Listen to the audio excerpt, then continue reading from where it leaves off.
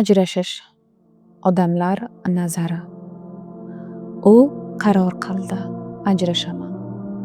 Bu oson qaror emas edi. Hech bir ayol hayotini bo'lishish, mehrini bag'ishlash uchun turmushga chiqib, bir kun ajrashishni rejalashtirmaydi. Lekin hayot yillar davomida yig'ilgan dard, e'tiborsizlik, eshitilmagan so'zlar, ko'rilmagan qadriyatlar uni bu qarorga olib kelgandi.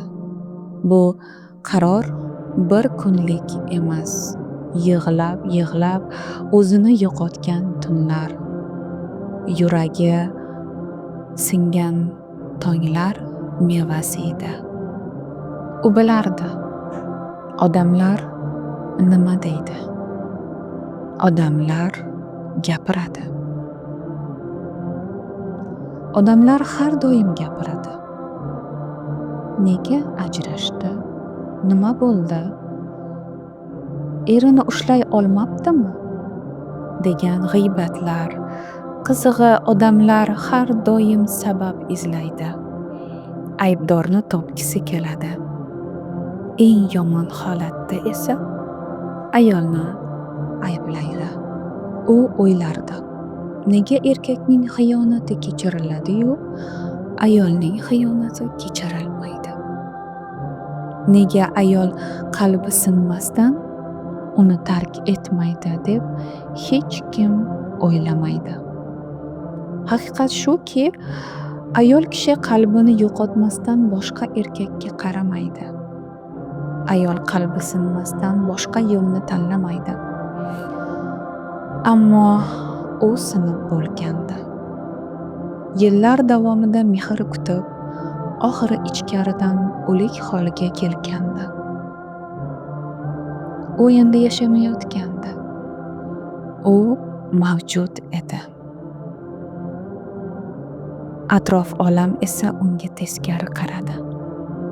Ajrashgan, otasiz bola bilan o'sgan, unga hech kim qaramaydi deganlar ko'p edi.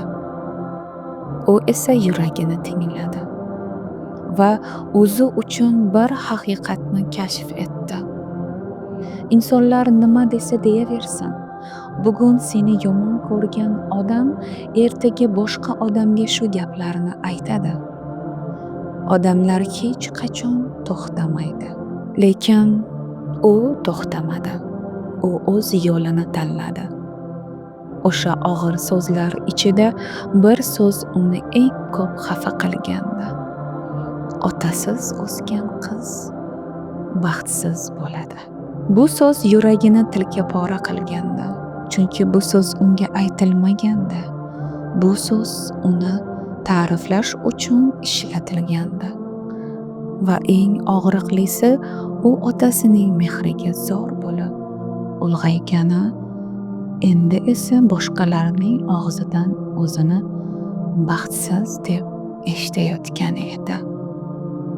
Men kimman? Men qanday insonman?